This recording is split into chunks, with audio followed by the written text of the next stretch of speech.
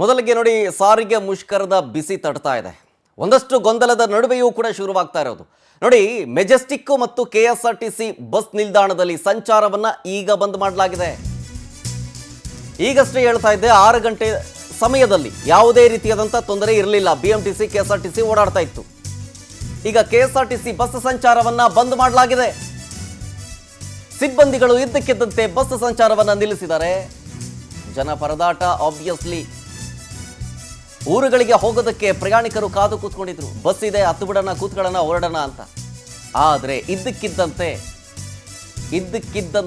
KSRTC bus ಮುಂದಕ್ಕೆ ಹೋಗಲಿಲ್ಲ. ಅಲ್ಲಿಂದನೇ ಶುರುವಾಯಿತು ಬಂದ್. ರಸ್ತೆಗೆ ಇಳಿತಾ ಇಲ್ಲ. ಜನ ಪರದಾಟವನ್ನು ಅನುಭವಿಸ್ತಾ ಇದ್ದಾರೆ. ಪ್ರಯಾಣಿಕರನ್ನ ವಾಪಸ್ ಕಳಿಸ್ತಿದ್ದಾರೆ. ಇಲ್ಲ, ಬಸ್ಸು ಹೋಗಿ, ಪ್ರೈವೇಟ್ ಬಸ್ಸಲ್ಲಿ ಹೋಗಿ ಅಂತ ಕಳಿಸ್ತಾ ಇದ್ದಾರೆ. ನೋಡಿ, ಮೆಜೆಸ್ಟಿಕ್ನ ದೃಶ್ಯಾವಳಿಗಳು. ಮೊದಲಿಗೆ ಬಸ್ ಅಲ್ಲೇ ಇತ್ತು, ಹೊರಡದ್ದಕ್ಕೂ ರೆಡಿಯಾಗಿತ್ತು. ಜನ ಹೋಗಿ ಬಸ್ಸಲ್ಲೂ ಕೂತ್ಕೊಂಡ್ರು. ಅದಾದ ಮೇಲೆ ಕಂಡಕ್ಟ್ರು ಬಂದು ಇಳಿಸ್ಬಿಟ್ರು. ಇಲ್ಲ ಸರ್, ಬಸ್ ಹೊರಡಲ್ಲ, ಬಸ್ ಮುಷ್ಕರ ಇದೆ, ಪ್ರೈವೇಟ್ ಬಸ್ಸಲ್ಲಿ ಹೋಗಿ ಅಂತ. ಅಂದರೆ ಗೊಂದಲದ ವಾತಾವರಣ. ಪ್ರಯಾಣಿಕರು ಏನು ಅನ್ಕೊಂಡಿದ್ರು, ಸಾಮಾನ್ಯವಾಗಿ ಎಸ್ಮಾ ಜಾರಿಯಾಗಿದೆ, ಸೊ ಹಾಗಾಗಿ ಮುಷ್ಕರವನ್ನು ಕೈ ಬಿಡ್ತಾರೆ ಅಂತ. ನೋಡಿ, ಕಳಿಸ್ತಿದ್ದಾರೆ. ಇಲ್ಲಿ ನಿಂತಿದ್ದಾರಲ್ಲ ಇವರು, ಅಲ್ಲಿನ ಸಿಬ್ಬಂದಿ, ಬಸ್ ಇಲ್ಲ, ಹೋಗಿ ಪ್ರೈವೇಟ್ ಬಸ್ಸಲ್ಲಿ ಹೋಗಿ ಅಂತ ಕಳಿಸ್ತಾ ಇದ್ದಾರೆ. ನೋಡಿ, ಗೊಂದಲದ ನಡುವೆಯೇ ಮುಷ್ಕರವನ್ನ ಶುರು ಮಾಡಲಾಗಿದೆ. ಬೆಳಗ್ಗೆ 6 ಗಂಟೆ ಟೈಮ್ನಲ್ಲೆಲ್ಲ ಬಸ್ ಹೊರಡ್ತಾ ಇತ್ತು. ಆದರೆ ಈಗ ಈ ಕ್ಷಣದಲ್ಲಿ ಮುಷ್ಕರವನ್ನ ಶುರು ಮಾಡಲಾಗಿದೆ. ಡೀಟೇಲ್ಸ್ ಕೊಡ್ತಾರೆ ಇದ್ರ ಬಗ್ಗೆ ನಮ್ಮ ಪ್ರತಿನಿಧಿ ಸುಷ್ಮಿತಾ ಪೂಜಾರಿ ಮೆಜೆಸ್ಟಿಕ್ ಇಂದ ಲೈವ್ನಲ್ಲಿ. ಸುಷ್ಮಿತಾ, 6 ಗಂಟೆಯ ಸಮಯದಲ್ಲಿ ಯಾವುದೇ ರೀತಿಯ ತೊಂದರೆ ಇರಲಿಲ್ಲ, ಎಂದಿನಂತೆ ಬಸ್ ಸಂಚಾರ ಇತ್ತು. ಈಗ ಮುಷ್ಕರವನ್ನ ಶುರು ಮಾಡಲಾಗಿದೆ. ಜೊತೆಗೆ ಪ್ರಯಾಣಿಕರನ್ನ ಕಳಿಸಲಾಗ್ತಾ ಇದೆ. ಪ್ರೈವೇಟ್ ಬಸ್ಸನ್ನ ಹಿಡಿಬೇಕಷ್ಟೇ. ಇವಾಗ ಜನರಿಗೆ ತೊಂದರೆ ಅಂತೂ ಕಟ್ಟಿಟ್ಟ ಬುತ್ತಿ. ಇವಾಗ ಯಶರಥ್, ವಿವಿಧ ಬೇಡಿಕೆಗಳನ್ನ ಈಡೇರಿಸಂತೆ ಒತ್ತಾಯಿಸಿ ಇವತ್ತಿನಿಂದ ಅನಿರ್ದಿಷ್ಟಾವಧಿ ಮುಷ್ಕರಕ್ಕೆ ಸಾರಿಗೆ ನೌಕರರು ಕರೆಯನ್ನ ಕೊಟ್ಟಿರುವಂತದ್ದು. ಆದ್ರೆ ಬಿಎಂಟಿಸಿ ಸಂಚಾರ ಎಂದಿನಂತೆ ಇದೆ. ಆದ್ರೆ ಎಫೆಕ್ಟ್ ಆಗಿರುವಂತದ್ದು ಕೆಎಸ್ಆರ್ಟಿಸಿ ಬಸ್ ಸಂಚಾರದಲ್ಲಿ. ಸದ್ಯ ನಾನು ಇವಾಗ ಮೆಜೆಸ್ಟಿಕ್ ನಲ್ಲಿ ಇದ್ದೀನಿ. ಮೆಜೆಸ್ಟಿಕ್ ನ ಈ ಒಂದು ಏನು ಧರ್ಮಸ್ಥಳ ಆಗಿರಬಹುದು, ಉಡುಪಿ ಮಂಗಳೂರು ಭಾಗಕ್ಕೆ ಹೋಗುವಂತಹ ಪ್ಲಾಟ್ಫಾರ್ಮ್ 2 ಏನಿದೆ, ಸಂಪೂರ್ಣವಾಗಿ ಖಾಲಿಯಾಗಿರುವಂತದ್ದು. ಈ ಒಂದು ಭಾಗದಲ್ಲಿ ಸಾಮಾನ್ಯವಾಗಿ ಬಸ್ಗಳು ನಿಲ್ತಾ ಇತ್ತು, ಆದ್ರೆ ಇವಾಗ ಸಂಪೂರ್ಣವಾಗಿ ಖಾಲಿ ಆಗಿರೋದ್ರಿಂದ ಎಲ್ಲೋ ಒಂದ್ ಕಡೆ ಸಾರ್ವಜನಿಕರಿಗೂ ಕೂಡ ಎಫೆಕ್ಟ್ ತರ್ತಾ ಇರುವಂತದ್ದು. ಮತ್ತೊಂದು ಭಾಗದಲ್ಲಿ ನೀವು ನೋಡ್ತಾ ಇರಬಹುದು, ಬಸ್ ಬಂದ್ರೆ ಸಾಕು ಓಡ್ಲಿಕ್ಕೆ ಸಾರ್ವಜನಿಕರು ಮುಂದಾಗಿರುವಂತದ್ದು. ಹೀಗಾಗಿ ಸಾರ್ವಜನಿಕರಿಗೆ ತೊಂದರೆ ಆಗಿರೋದ್ರಿಂದ ಒಂದ್ ಕಡೆ ಪ್ರೈವೇಟ್ ಬಸ್ ಅಂದ್ರೆ ಸ್ಟೇಜ್ ಕ್ಯಾರೇಜ್ ಬಸ್ ಏನಿದೆ, ಆ ಒಂದು ಸ್ಟೇಜ್ ಕ್ಯಾರೇಜ್ ಬಸ್ ಅನ್ನು ಕೂಡ ಇಲ್ಲಿ ವ್ಯವಸ್ಥೆಯನ್ನ ಮಾಡಿರುವಂತದ್ದು. 2 ಬಸ್ ವ್ಯವಸ್ಥೆಯನ್ನ ಇಲ್ಲಿ ಮಾಡಿರುವಂತದ್ದು. ಅಂದ್ರೆ ಯಾವೊಂದು ಭಾಗಕ್ಕೆ ಹೆಚ್ಚಾಗಿ ಜನರು ಹೋಗ್ತಾರೋ ಆ ಒಂದು ಭಾಗಕ್ಕೆ ಈ ಒಂದು ಬಸ್ ಸಂಚಾರಕ್ಕೆ ಮಾಡಿರುವಂತದ್ದು. ಸದ್ಯ ಈ ಒಂದು ಬಸ್ ಏನಿದೆ, ಚಿಕ್ಕಬಳ್ಳಾಪುರ ಆಗಿರಬಹುದು ಅಥವಾ ಬೇರೆ ಬೇರೆ ಭಾಗದಲ್ಲಿ ಬೆಂಗಳೂರು ಸುತ್ತಮುತ್ತ ಇರುವಂತಹ ಭಾಗಗಳಿಗೆ, ಬಾಗೇಪಲ್ಲಿ ಈ ಭಾಗಗಳಿಗೆ ಈ ಒಂದು ಬಸ್ ಸಂಚಾರ ಮಾಡುತ್ತೆ.